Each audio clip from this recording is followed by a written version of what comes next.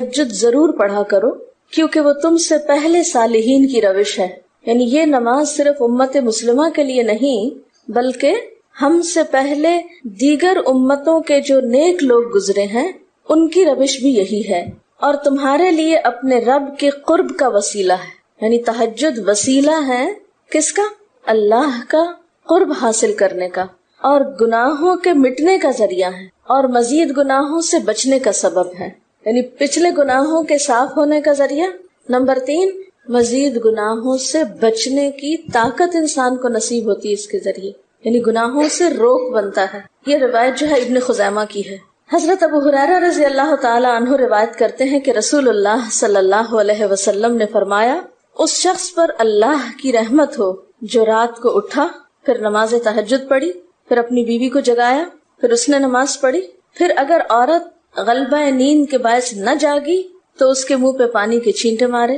اور اس عورت پر بھی اللہ کی رحمت ہو جو رات کو اٹھی، نماز پڑھی، اپنے شوہر کو جگایا، پھر اس نے نماز پڑھی، پھر اگر شوہر نہ جاگا تو اس کے منہ پر پانی کے چھینٹے مارے. برابر کی بات ہے، دونوں کے لیے اجر بھی برابر کا ہے اور دونوں کو حق بھی برابر کا ہے جگانے کا، اور دونوں کو پانی کا چھینٹا مارنے کا بھی حق ہے. اور اس میں کسی کی بھی بے عزتی کی بات نہیں. یعنی عورت اگر ایسا کرے اپنے شوہر کے ساتھ تو وہ اس کی طرف سے کوئی روڈنس نہیں ہوگی، کیونکہ عام طور پر جب کسی کو نیند کی حالت میں جگایا جاتا ہے اور خصوصاً اگر اس پہ پانی پھینک دیا جائے تو وہ کیا سمجھتا ہے کہ اس کی بہت بے عزتی ہو گئی یا اس کے ساتھ بہت برا کیا گیا، اور عموماً لوگ اس وقت بہت غصے کا مظاہرہ پھر کرتے ہیں کہ کیوں جگایا جا رہا ہے. حضرت ابو ہریرہ رضی اللہ تعالی عنہ کہتے ہیں کہ رسول اللہ صلی اللہ علیہ وسلم فرماتے تھے، فرض نماز کے بعد سب نمازوں سے افضل تہجد کی نماز ہے. یعنی فرائض بہرحال افضل ہے اور نوافل میں سب سے افضل تہجد کی نماز. رسول اللہ صلی اللہ علیہ وسلم نے فرمایا، جب انسان سوتا ہے تو شیطان اس کے سر کی گدی پر 3 گریں لگاتا ہے اور کہتا ہے کہ رات بڑی لمبی ہے. یعنی اس کو تھپکی دیتا ہے اور کہتا ہے لمبی رات ہے، ابھی سوئے رہو، ابھی ٹائم ہے، ٹھہر کے اٹھنا. یعنی اس کو سلائے رکھتا ہے. اگر وہ بیدار ہو کر اللہ کا ذکر کرے، یعنی آنکھ کھلے اور اللہ کا ذکر شروع کر دے تو ایک گرہ کھل جاتی، شیطان کے پھندے سے انسان آزاد ہونے لگتا ہے. اگر وضو کرے تو دوسری گرہ کھل جاتی، اگر نماز پڑھے تو تیسری گرہ کھل جاتی، اور وہ شادمان اور پاک نفس ہو کر صبح کرتا ہے. یعنی جو شخص صبح نماز کے وقت پر، تہجد کے وقت یا پھر کم از کم فجر کے وقت اٹھ جاتا ہے، اللہ کا ذکر کرتے ہوئے وضو کرے اور پھر نماز پڑھ لے، سورج نکلنے سے پہلے یہ کام کر لے تو وہ ایک مطمئن شخص کی طرح اٹھتا ہے، ورنہ اس کی صبح خبیث اور سست نفس کے ساتھ ہوتی. عام طور پر ہم اطمینان کی تلاش میں رہتے ہیں، سکون کی تلاش میں رہتے ہیں اور یہ سوچتے ہیں کہ ہمیں ڈپریشن ہے یا ہمارے اندر ایک غم ہے، تو ہم اس کے اسباب نہیں جانتے کہ سبب کیا ہے. ان کے اسباب میں سے ایک بڑا سبب شیطان کی گرفت میں ہونا ہے. اور شیطان اپنی گرفت ویسے تو دن کے وقت بھی انسان پر رکھتا ہے، لیکن خصوصاً رات کے وقت جب انسان سو جاتا ہے تو وہ نہیں چاہتا کہ سوتا ہوا اٹھے انسان. اور اگر انسان ہمت کر کے اٹھ جاتا ہے، ذکر کرتا ہے، وضو کرتا ہے اور نماز پڑھ لیتا ہے تو یہیں سے اطمینان قلب کا آغاز ہو جاتا ہے، اس کی تسلی ہو جاتی. رسول اللہ صلی اللہ علیہ وسلم نے فرمایا، اللہ تعالیٰ ہر رات آسمان دنیا پر نزول فرماتے ہیں، یعنی زمین سے سب سے قریبی آسمان پر. جب 1/3 رات باقی رہ جاتی ہے تو فرماتے ہیں، ہے کوئی جو مجھے پکارے؟ اس وقت اللہ تعالیٰ بندوں کو پکارتے ہیں، ہے کوئی جو مجھے پکارے میں اس کی دعا قبول کروں، ہے کوئی جو مجھ سے مانگے میں اس کو دوں، ہے کوئی جو مجھ سے بخشش طلب کرے تو میں اس کو بخش دوں. گویا یہ وقت دعا کی قبولیت کا وقت ہے. انسان جو مانگے اس کو ملتا ہے، اور خصوصی طور پر بخشش کے طلب کرنے کا وقت، جیسے قرآن پاک میں آتا ہے، وَبِالْأَسْحَارِ هُمْ يَسْتَغْفِرُونَ وَبِالْأَسْحَارِ هُمْ يَسْتَغْفِرُونَ، اور سحری کے وقت وہ استغفار کرتے ہیں. اب ہو سکتا ہے کہ آپ کہیں کہ نہیں، ہم نے تو زندگی میں کوئی خاص گناہ کیے ہی نہیں، اس لیے ہمیں تو بخشش کی ضرورت ہی نہیں. بخشش مانگے گناہگار لوگ، ہم تو نیک لوگ ہیں، نیک کام کرتے ہیں، دن رات قرآن پڑھتے پڑھاتے ہیں، اس لیے ہماری تو ضرورت نہیں. نہیں، نبی صلی اللہ علیہ وسلم جن کے اگلے پچھلے سب قصور معاف کر دیے گئے تھے، وہ اتنا لمبا قیام کرتے تھے کہ ان کے قدم مبارک سوج جاتے تھے. حضرت مغیرہ فرماتے ہیں، رسول اللہ صلی اللہ علیہ وسلم نے اتنا لمبا قیام کیا رات کو کہ آپ کے پاؤں سوج گئے. آپ سے سوال کیا گیا کہ آپ اتنی مشقت کیوں کرتے ہیں، اپنے آپ کو اتنا کیوں تھکاتے ہیں، حالانکہ آپ کے تو سارے گناہ معاف کر دیے گئے. آپ نے فرمایا کیا میں اللہ کا شکر گزار بندہ نہ بنوں؟ یعنی صرف گناہوں کی بخشش ہی نہیں بلکہ نعمتوں پر شکر بھی واجب ہے. جہاں ایک طرف گناہوں کی بخشش انسان کے لیے اللہ کے قرب کے راستے ہموار کرتی ہے، وہاں اللہ تعالیٰ کا شکر ادا کرنا بندے کو اللہ کا قرب عطا کرتا ہے. اچھا، اب پہلی سنت میں آپ کو بتاؤں گی کہ اگر آپ تہجد کے وقت اٹھے ہیں تو سب سے پہلے آپ کیا پڑھیں گے. حضرت عائشہ رضی اللہ تعالیٰ عنہا فرماتی ہیں کہ رسول اللہ صلی اللہ علیہ وسلم جب رات کو تہجد کے لیے اٹھتے تو یہ پڑھتے 10 بار اللہ اکبر، 10 بار الحمدللہ، 10 بار سبحان اللہ و بحمدہ، 10 بار سبحان الملک القدوس، 10 بار استغفر اللہ، 10 بار لا الہ الا اللہ، اور پھر 10 بار اللہم اعوذ بک من ضیق الدنیا و ضیق یوم القیامہ، میں تیری پناہ میں آتا ہوں دنیا کی تنگی سے اور قیامت کے دن کی تنگی سے. اللہم اعوذ بک من ضیق ضاد یہ قاف من ضیق الدنیا و ضیق یوم القیامہ، یہ بھی 10 بار. اور پھر فرماتے اللہم اغفر لی واہدنی وارزقنی وعافنی، پھر وضو کرتے اور تہجد شروع کرتے. یعنی یہ بھی وضو سے پہلے آپ پڑھ لیتے تھے. تو آپ کیا کر سکتے ہیں، جیسے آنکھ کھلی یا بستر پر لیٹے ہیں تو بعض اوقات ایسا ہوتا ہے نا کہ انسان سوچتا ہے اچھا ایک سائڈ پہ سو کے اتنے تھکے ہوئے ہوتے ہیں کہ آپ ایک دم نہیں اٹھ پاتے. حالانکہ آپ صلی اللہ علیہ وسلم کے نیند سے بیدار ہونے کا طریقہ کیا تھا کہ جب آپ اٹھتے تھے تو یکدم اٹھتے تھے، سستی کے مارے نہیں کہ کبھی ایک طرف لیٹ گئے پھر دوسری طرف سو گئے پھر دائیں طرف پھر بائیں طرف، نہیں. جب جاگنے کا وقت ہوتا تھا تو آپ فوراً اٹھ جاتے تھے. لیکن بسا اوقات ایسا ہوتا ہے کہ انسان تھکا ہوا ہوتا ہے، سائڈ بدل کے دوسری طرف کو ذرا لیٹتا ہے، تو یہ لیٹے لیٹے بھی آپ اذکار پڑھ سکتے ہیں. ٹھیک ہے، اور یہ سب آپ کو آتے ہی ہوں گے سوائے ایک وہ ذکر کے اللہم اعوذ بک من ضیق الدنیا و ضیق یوم القیامہ. اور ترتیب آپ یاد کر لیں اپنے بیڈ سائڈ ٹیبل پہ یا بیڈ پہ یا کہیں بھی، یہ نوٹس کسی پین کے ساتھ لکھ کے لگا دیں، چپکا دیں، اور جب یاد ہو جائے تو پھر اتار دیں، جب عادت بن جائے تو ہٹا دیں وہاں سے. ٹھیک ہے نا، جتنے دن عادت نہیں بنتی اتنے دن اپنے یادداشت کے لیے رکھ لیں. اسی طرح نیند سے اٹھ کر لا الہ الا اللہ وحدہ لا شریک لہ لہ الملک و لہ الحمد وہو علی کل شیء قدیر الحمد للہ وسبحان اللہ واللہ اکبر ولا حول ولا قوۃ الا باللہ، یہ بھی پڑھ سکتے ہیں. اچھا، ضروری نہیں کہ سب کچھ ایک ہی دن میں پڑھ لیں، یہ بھی آپ کر سکتے ہیں کہ ایک دن میں ایک چیز پڑھ لیں، دوسرے دن دوسری پڑھ لیں، تیسرے دن تیسری پڑھ لیں. ٹھیک ہے نا، اور اگر ساری ایک دن بھی پڑھنا چاہیں، دیکھیں وقت کی بات ہے نا، ہو سکتا ہے اس وقت عمر کے اس حصے میں آپ پہ بہت ذمہ داریاں ہوں، آپ یہ سب کچھ نہ پڑھ سکتے ہوں. لیکن زندگی کا ایک ایسا وقت بھی آتا ہے جب انسان بوڑھا ہو جاتا ہے، جب اس کے اوپر باقی ذمہ داریاں کم ہو جاتی ہیں، پھر نیند بھی کم ہو جاتی ہے، پھر زیادہ عبادت کا موقع ملتا ہے. تو ایسے میں جب انسان کے پاس عبادت کے لیے وقت اور موقع زیادہ ہو تو پھر یہ ساری چیزیں بھی پڑھ لیں. ٹھیک ہے نا. پھر اسی طرح یعنی یہ جو روایت ہے کہ جس میں آپ صلی اللہ علیہ وسلم نے فرمایا جو شخص نیند سے جاگے، اور یہ تہجد کے وقت ہی نہیں، اگر فجر کے لیے بھی آپ اٹھ رہے ہیں تو یہ دعا پڑھ سکتے ہیں، لا الہ الا اللہ وحدہ لا شریک لہ، اور پھر الحمدللہ وسبحان اللہ واللہ اکبر ولا حول ولا قوۃ الا باللہ. پھر کہے اللہم اغفر لی، پھر کیا پڑھے اللہم اغفر لی.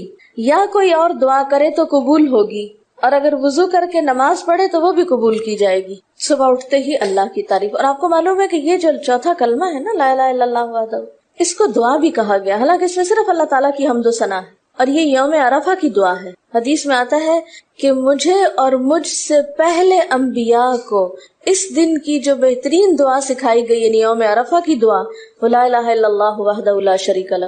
حالانکہ اس میں مانگنے کی تو کوئی چیز ہی نہیں، صرف اللہ کی حمد و ثنا ہے. جیسے حضرت ایوب علیہ السلام نے کہا تھا انی مسنی الضر وانت ارحم الراحمین، مانگا کچھ نہیں، انت ارحم الراحمین، انت ارحم الراحمین. اللہ تعالیٰ کی تعریف کر کے اللہ تعالیٰ کے نام کے ساتھ اس کو اگر انسان پکار لیتا ہے تو یہ بھی اس کے لیے بہت کافی. ایک اور روایت میں آتا ہے رسول اللہ صلی اللہ علیہ وسلم جب تہجد کے لیے اٹھتے، یعنی آپ ایک مرتبہ اٹھے، یعنی جو صحابی روایت کرتے ہیں، تو آپ نے بیٹھنے کے بعد آسمان کی طرف نظر کر کے سورۃ آل عمران کی آخری 11 آیات 190 سے لے کر 200 تک 11 آیتیں یہ پڑھی. ان فی خلق السماوات سے لے کر بالکل آخر تک. یعنی ضروری نہیں کہ کھڑے ہو کر آپ آسمان کی طرف دیکھیں، آپ اٹھے ہیں، چارپائی پہ بیٹھے ہوئے ہیں، ابھی وضو کے لیے نہیں گئے، بیٹھ کے آسمان کی طرف دیکھ کے پڑھ کے پھر اٹھ سکتے ہیں۔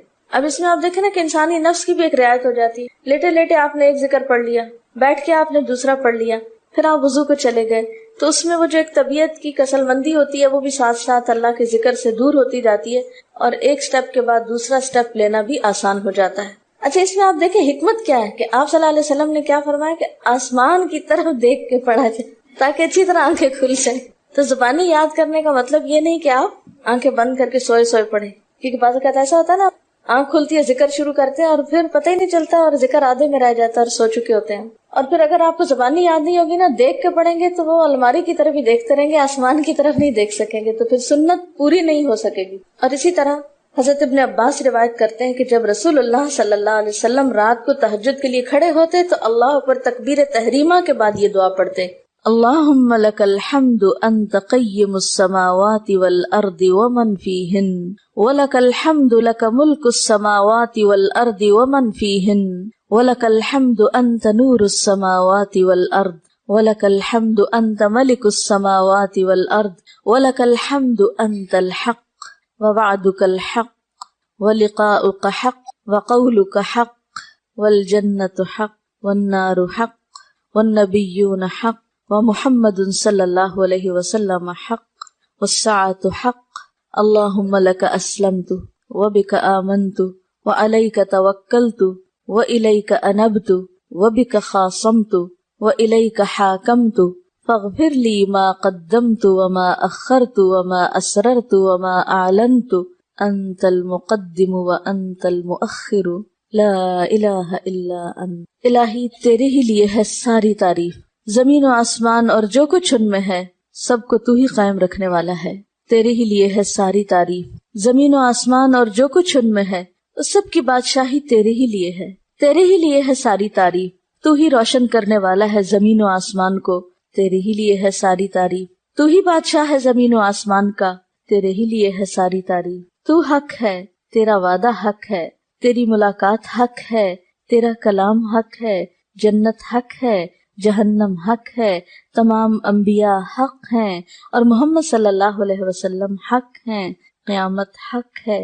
الہی میں تیرے سامنے جھک گیا، میں صرف تیرے ساتھ ایمان لایا، میں نے صرف تجھی پر بھروسہ کیا، میں نے صرف تیری طرف رجوع کیا، صرف تیری ہی مدد سے دشمنوں سے جھگڑتا ہوں، میں نے صرف تجھے ہی اپنا حاکم مانا، سو تو میرے اگلے پچھلے اور ظاہر و پوشیدہ اور جنہیں تو مجھ سے زیادہ جانتا ہے سارے کے سارے گناہ معاف کر دے۔ تو ہی آگے کرنے والا ہے، تو ہی پیچھے ڈالنے والا ہے، تیرے سوا کوئی سچا معبود نہیں ہے۔ یہ جو دعا استفتاح ہے تہجد کے وقت کی، یہ باہر نہیں نماز کے اندر پڑھنے کی دعا ہے۔ ہم دعا مانگتے ہیں اللہم اجعلنی لک ذکارا لک شکارا، ان دعاؤں کے پڑھے بغیر ذکار کیسے بن سکتے ہیں؟ ذکار کا صیغہ تو فعال کے اوپر ہے نا، بہت زیادہ ذکر کرنے والا۔ والذاکرین اللہ کثیرا والذاکرات، تو ذاکرات کیسے بن سکتے ہیں جب تک کہ یہ دعائیں زبانی نہ آتی ہوں اور اپنے وقت پر نہ پڑھی جاتی ہوں۔ ویسے بھی ذکر بہت اچھی چیز ہے، لیکن جو مسنون ذکر ہے اور جو نبی صلی اللہ علیہ وسلم کے طریقے کے مطابق ہے، جو اطمینان قلب اور خوشی اس وقت اس کام کو اس طریقے پہ کر کے نصیب ہوتی ہے، وہ اس کے علاوہ نہیں ہوتی۔ اگرچہ اس سے خوشی ہوتی ہے لیکن اس طرح کی نہیں نصیب ہوتی، اس طرح کا اطمینان نہیں ہوتا۔ آپ تجربہ کر کے دیکھ لیں، سنت کے مطابق زندگی گزارنا اور اپنی مرضی کے مطابق زندگی گزارنا، یہ دو مختلف لائف سٹائلز ہیں، دو مختلف طریقہ ہے زندگی ہیں، دونوں کا امپیکٹ فرق ہوتا ہے، اثرات فرق ہوتے ہیں۔ اور یہ نہیں کہ یہ کوئی بہت مشکل عمل ہے، بہت مشکل کوئی نہیں ہے، ہم کر سکتے ہیں، لیکن بات یہ ہے کہ ہم کرنے کی کوشش کریں، ارادہ تو کریں۔ پہلے تو آپ اپنے آپ سے یہ پوچھیں ارادہ بھی کیا کہ نہیں، کیونکہ اگر ارادہ ہو گیا نا تو کام بھی ہو جائے گا۔ مشکل یہ ہے کہ ہم جب کوئی ایسا کام سنتے تو پھر سوچتے نہیں ہمارا تو حالات اتنے کٹھن ہیں کہ یہ عمل ہمارے لیے نہیں، ویسے بھی نفل ہے، کوئی بات نہیں، نہ بھی ہو سکا تو کیا ہے، یہی کہہ کے ہم چھوڑ دیتے ہیں چیزوں کو کہ نہیں۔ لیکن میں سمجھتی ہوں کہ جو عمر آپ بچیوں کی خاص طور پر اس وقت اس عمر کو غنیمت سمجھے اور اس میں آپ نے جو کچھ اب یاد کر لیا، عادت ڈال لی، وہ اگلی زندگی میں شدید مصروفیت کے باوجود بالکل عادت ثانیہ ہو جائے گی، ایک روٹین ہو جائے گی اور آپ کو مشکل نہیں ہوگی۔ لیکن اگر اب نہیں عادتیں ڈالی، کل کو یا نئے سرے سے عادت ڈالنا بہت مشکل ہوگا۔ سنت مشکل نہیں ہے، صرف یہ ہے کہ ارادے، نیت اور پھر کوشش کی ضرورت ہے. کر لیں گے تو ہو بھی جائے گا. آخر کرنے والے کرتے ہیں, لیکن جب پہلے ہی سے سوچ لیتے نہیں بڑا مشکل, تو اللہ والے کرتے ہیں, اور وہ تو نیک لوگوں کا کام ہے. ہم تو نہ اللہ والے ہیں اور نہ ہی نیک ہیں, تو کیوں نہیں ہے, ہو جائے. اب آپ صلی اللہ علیہ وسلم کے تہجد کی کیفیت کیا تھی؟ حضرت ابو ذر کہتے ہیں کہ رسول اللہ صلی اللہ علیہ وسلم نے تہجد میں اتنا قیام کیا کہ اس ایک آیت کو پڑھتے پڑھتے صبح کر دی. ایک آیت پڑھتے پڑھتے صبح کر دی. کون سی آیت تھی وہ؟ ان تعذبہم فانہم عبادک وان تغفر لہم فانک انت العزیز الحکیم. ایک آیت کو اتنی دفعہ پڑھا اور پڑھتے رہے اور پڑھتے رہے اور پڑھتے رہے, اسی میں صبح ہو گئی. تو طویل قیام جو ہے ضروری نہیں کہ وہ صرف کس وقت ہو, کوئی لمبی سورت پڑھ کے ہی. چھوٹی سورت بھی ہو سکتی ہے, لیکن روح کے ساتھ, شعور کے ساتھ اگر آپ دوہرا کے بھی پڑھیں. مثال کے طور پہ آپ نے کوئی سورت یاد کر لی ہے اور آپ پڑھنے کھڑے ہوئے ہیں اور آپ کو صحیح طرح آتی نہیں ہے, یا آتی ہے تو اتنی تیز نہیں آتی, بہت رٹی ہوئی نہیں ہے, تو کوئی بات نہیں. ایک آیت کو 2 دفعہ 3 دفعہ بھی آپ اس کو پڑھ سکتے ہیں, اور اس طرح بھی پڑھ کے لمبا کر سکتے ہیں. یعنی طویل قیام صرف زیادہ قرات سے ہی نہیں, مختلف طریقوں سے ہو سکتا ہے. یہ آیت ہے سورۃ المائدہ کی 118 نمبر آیت ہے. اگر تو انہیں عذاب دے تو وہ تیرے بندے ہیں, اور اگر تو انہیں معاف کر دے تو یقیناً تو غالب اور حکمت والا ہے. حضرت حذیفہ رضی اللہ تعالی عنہ نے نبی صلی اللہ علیہ وسلم کو تہجد پڑھتے دیکھا. وہ کہتے ہیں سورۃ فاتحہ کے بعد آپ نے سورۃ بقرہ پڑھی, پھر رکوع کیا. آپ کا رکوع آپ کے قیام کی مانند تھا. ہماری تو کمر نہ ٹوٹ جائے. کر کے تو ذرا دیکھیں. میں نے زندگی میں پہلی دفعہ رمضان میں طویل رکوع اور سجدے کا موقع ملا. اس سے پہلے تو اس طرح کا سچ پوچھے کانسیپٹ بھی کوئی نہیں تھا, کیونکہ بہت سی چیزیں جب ہم پڑھتے ہیں تو ہم کہتے ہیں ہاں یہ نبی صلی اللہ علیہ وسلم کے لیے ہے, یہ تو آپ کی شان ہے اور آپ کا مقام ہے. ہم تو عام کمزور بندے ہیں. اصل میں ہم کمزور کیوں ہیں؟ اس لیے کہ ہم نے اپنی انرجیز بیکار باتوں میں بہت لگا رکھی ہیں, بیکار غم پالے ہوئے ہیں, بیکار مشغلے ہیں, بیکار گفتگویں ہیں. انرجی تو لگتی ہے نا. آپ فضول کی باتیں سوچیں تو کیا انرجی نہیں لگے گی؟ آپ لایانی چیزوں پہ کڑنا شروع کر دیں, کیا انرجی نہیں لگے گی؟ لگے گی. تو پھر آپ کے پاس کوئی تعمیری مثبت کام کرنے کے لیے نہ وقت ہے نہ انرجی ہے. پھر اس وقت تک آپ خالی ہو چکے ہوتے ہیں. رات کو دیر تک آپ اگر فضول گپ شپ کرتے رہے تو صبح اٹھے گا کون, اور پھر صبح پڑھے گا کون, اور اگر پڑھے بھی تو کیا پڑھے اس میں. کبھی آپ نے سوچا کہ احادیث کی یہ جو کتابیں ہیں یہ ساری کی ساری صرف آپ کی گفتگو نہیں, آپ کے عمل کا بھی احاطہ کیے ہوئے ہیں, اور ٹوٹل آپ کی گفتگو یہی ہے. اور اگر ہم اپنی گفتگو کو دیکھیں اور ہماری باتوں کی کوئی کتاب تیار ہو, نبی صلی اللہ علیہ وسلم کی عظمت کو پہچانے, ہم اپنی گفتگو کا جائزہ لیں. اگر ہماری گفتگو بھی ریکارڈ ہو کر لوگوں کے پاس جانے لگے, لوگوں تک پہنچنے لگے, ہم عملی نمونہ کیوں نہیں لوگوں کے لیے؟ ہمیں دیکھ کر لوگوں کے عمل کیوں نہیں بدلتے؟ ہماری بات لوگوں پر اثر کیوں نہیں کرتی؟ کبھی سوچا ہم نے؟ صرف اپنی گفتگو کے آئینے میں ہی اپنے آپ کو پہچان لے کہ ہم کہاں ہیں, کون ہیں, کہاں کھڑے ہیں, لوگوں کے بیچ میں کیا باتیں کرتے ہیں, لوگوں کے پیٹھ پیچھے کیا باتیں کرتے ہیں, کہاں کس حال میں کیا کر رہے ہوتے ہیں. ہر شخص اپنے آپ کو خود پہچان سکتا ہے. کیا واقعی ہم اس لائق ہیں کہ کوئی ہم سے کچھ سیکھے؟ صرف اپنی گفتگو کے آئینے میں خود کو پہچانے. بعض اوقات کتنا بیکار بولتے ہیں, کتنا بے مقصد بولتے ہیں, کتنا ضرورت سے زائد بولتے ہیں. اس کا یہ مطلب نہیں کہ مصنوعی خاموشی اپنے اوپر مسلط کر لیں, کیونکہ پھر ہم دوسری ایکسٹریم پہ نکل جاتے ہیں. لیکن بامقصد گفتگو کتنی ہے ہماری باتوں میں جو واقعی فائدہ مند ہو, تو پھر ذرا روک بھی لیا کریں نا اپنے آپ کو. اپنے ساتھ خود ہی محنت کریں گے تو بات بنے گی. سوچیں تو, احساس تو کریں. جب کریں گے تو انشاءاللہ کامیابی بھی ہوگی.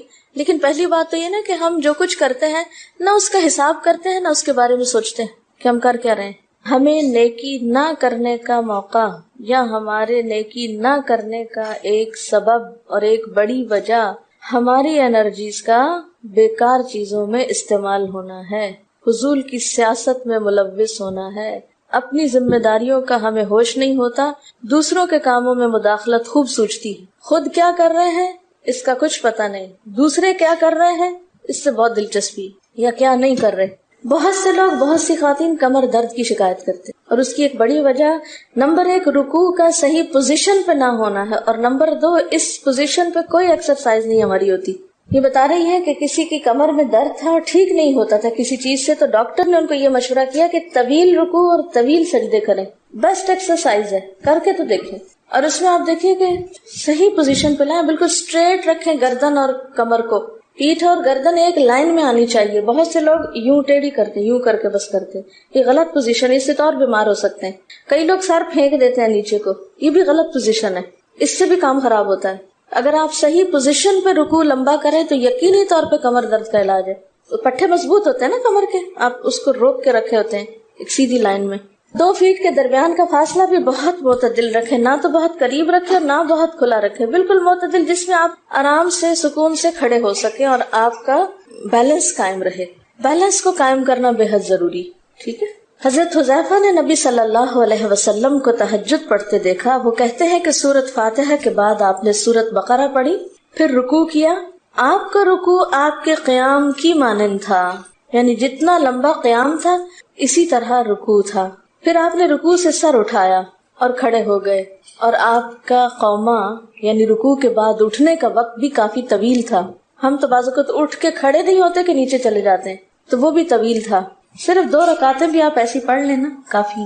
اگر عام دنوں میں نہ پڑھی جائے تو ویکینڈ پہ پڑھ لیں. ہمارا تو ویکینڈ پہ لمبا سونے کا پروگرام ہوتا ہے نا، تو چلے دوبارہ سو جائیں، لیکن ہفتے میں 1 دفعہ کر لیں. اگر روز نہیں بھی کر سکتے 2 دفعہ کر لیں، ٹوائس اے ویک کر لیں. پھر آپ کا سجدہ آپ کے قومے کی مانند تھا، یعنی جتنا آپ کھڑے ہوئے تھے اتنا آپ پھر سجدہ کیا. آپ دونوں سجدوں کے درمیان اپنے سجدے کی مانند بیٹھے تھے، یعنی 2 سجدوں کے بیچ میں بھی آپ اتنی دیر بیٹھے جتنی دیر آپ نے سجدہ کیا تھا. بس آپ نے 4 رکعتوں میں سورۃ بقرہ، آل عمران، نساء اور المائدہ پڑھی. ہمیں اگر خود نہیں بھی آتی اور کوئی پڑھانے والا اتنی لمبی 1 دفعہ بھی تراویح کوئی پڑھا دے یا کوئی نفل پڑھا دے تو ہم دوسری دفعہ اس کے پاس نہ پڑھیں. تقریباً 7.25 پارے بنتے ہیں، جس کو ایک منزل کہا جاتا ہے. ایک دن کے تہجد میں آپ نے اتنا پڑھا. اور یہ تو قرآن کی قرات تھی، لیکن بیچ کے وقفوں میں تسبیحات اور اللہ کی تعریف اور حمد و ثنا اور ذکر، یہ آپ پر بس تھا. یہ وہی کر سکتا ہے جس کو واقعی اللہ سے حقیقی محبت ہو، صرف دعوے کی حد تک نہیں. میں کہتی ہوں چلے روزانہ نہ صحیح، ہفتے میں 1 بار، ہفتے میں نہیں، مہینے میں 1 بار، مہینے میں نہیں تو سال میں، رمضان میں، کسی موقع پر کچھ تو اللہ سے تعلق آئے، کچھ تو قرب پائے. ہر شخص کے بس میں نہیں کہ ہر روز ایسی عبادت کرے، کیونکہ اللہ کے رسول صلی اللہ علیہ وسلم کا بہرحال مقام کچھ اور تھا. لیکن کچھ شوق، کچھ حسرت، کچھ تو دل میں ہونا ہی چاہیے، کوئی نیت، کوئی ارادہ، کوئی عزم، اور پھر اس کے لیے کوشش. تو وقت بچے گا کچھ آپ کے پاس فالتو باتوں کے لیے، فضول چیزوں کے لیے، کچھ سوچنے کے لیے، ٹینشن کے لیے بچے گا کچھ؟ سب کچھ بھاگ جائے گا، کچھ بھی نہیں بچے گا. کیونکہ ان عبادی لیس لک علیہم سلطان، میرے بندے ان پہ اے شیطان تیرا کوئی زور نہیں چلتا. بس چلتا ہی نہیں ان پہ، تیرا سارا زور ہی ان پہ چلتا ہے جو فالتو ہوتے ہیں. فالتو ذہن جو ہوتا ہے وہ شیطان کا گھر ہوتا ہے. حضرت حذیفہ بیان کرتے ہیں کہ میں ایک رات آپ صلی اللہ علیہ وسلم کے ساتھ نفلی نماز میں شریک ہو گیا. آپ نے سورۃ بقرہ شروع کر دی. میں نے سوچا کہ آپ 100 آیات پڑھ کر رکوع میں چلے جائیں گے، مگر آپ پڑھتے گئے. میں نے خیال کیا کہ سورۃ بقرہ کو 2 رکعتوں میں پڑھیں گے، لیکن آپ پڑھتے رہے. آپ نے سورۃ بقرہ ختم کر کے سورۃ نساء شروع کر دی، پھر ختم کر کے آل عمران پڑھنی شروع کر دی، اس کو بھی ختم کر دیا. آپ نہایت آہستگی سے پڑھتے جاتے تھے. جب ایسی آیت تلاوت کرتے جس میں سبحان اللہ کہنے کا حکم ہوتا ہے، جیسے سبح بحمد ربی جیسے مثال کے طور پر، تو سبحان اللہ کہتے. اگر کچھ مانگنے کا ذکر ہوتا تو سوال کرتے، اگر پناہ مانگنے کا ذکر ہوتا تو اعوذ باللہ پڑھتے. اس حدیث سے یہ بھی پتہ چلتا ہے کہ سورتوں کی ترتیب ضروری نہیں، کیونکہ آپ نے پہلے النساء پڑھی پھر آل عمران پڑھی. یہ جو ہر وقت لوگ پیچھا کیے رکھتے ہیں نا، بعض کا تو بہت ضد کرتے ہیں کہ آپ نے پہلی رکعت میں یہ پڑھائی تھی تو دوسری میں یہ کیوں پڑھا دی. یہ تو سنت میں ملتا ہے کہ پہلی رکعت طویل ہے دوسری کے مقابلے میں، لیکن یہ لازم نہیں کہ جو پہلی میں پڑھے اس کے بعد آگے والی صورتوں میں سے پڑھے، پیچھے والی بھی سے نہیں پڑھ سکتے. رسول اللہ صلی اللہ علیہ وسلم نے عبداللہ بن عمرو سے کہا، مجھے بتلایا گیا ہے کہ تم ساری رات نفل پڑھتے اور دن کو روزہ رکھتے ہو. اگر تم ایسا کرو گے تو تمہاری آنکھ کمزور اور طبیعت سست ہو جائے گی. یعنی ہر روز روزہ اور ہر رات جگراتا تمہاری جان اور تمہارے بال بچوں کا بھی تم پر حق ہے. اس لیے روزہ رکھو اور افطار بھی کرو اور رات کو قیام کرو اور سو بھی. یعنی ساری رات تہجد پڑھنا یا نفل پڑھنا پسندیدہ نہیں ہے، رات کو سونا بھی پسندیدہ ہے. ہمارے ہاں 27ویں رات کو پوری رات جاگنا لازم سمجھا جاتا ہے، تو نبی صلی اللہ علیہ وسلم سے کوئی رات بھی پوری کی پوری جاگنا ثابت نہیں. کیونکہ اگر انسان صرف جاگتا ہی جاگتا چلا جائے تو آسان ہوتا ہے، ایک دفعہ سو کے پھر اٹھنا جو ہے نا وہ اصل میں نفس کا امتحان ہوتا ہے، وہ مشکل ہوتا ہے. اسی طرح نبی صلی اللہ علیہ وسلم 3 دن سے کم میں قرآن مجید ختم کرنا پسند نہیں فرماتے تھے. آپ نے حضرت عبداللہ بن عمرو سے فرمایا کہ 1 ماہ میں پورا کر لو، انہوں نے عرض کی میں اس سے زیادہ تلاوت کی طاقت رکھتا ہوں، تو فرمایا 20 دن میں کر لو۔ ان کا میں اس سے زیادہ کی طاقت رکھتا ہوں، فرمایا 7 دن میں ختم کر لیا کرو، اس سے زیادہ کی اجازت نہیں، یعنی وہ ایک منزل کر کے۔ صحابہ کرام چونکہ اس زمانے میں مصحف اس طرح تھوڑی چھپے ہوئے تھے کہ کتابوں کی شکل میں ہوں، جو قرآن تھا لوگوں کے سینوں میں تھا، یاد کیے ہوئے تھے، اور وہ یاد کیا ہوا کہیں صبح کے وقت الگ بیٹھ کے نہیں پڑھا کرتے تھے، وہ کہاں پڑھتے تھے؟ تہجد میں نماز کے اندر پڑھا کرتے تھے۔ اب یہ تو ہم لوگوں کی مشکل ہوگی نا کہ ہمیں آتا کچھ نہیں زبانی، تو پھر ہم دیکھ کے پڑھتے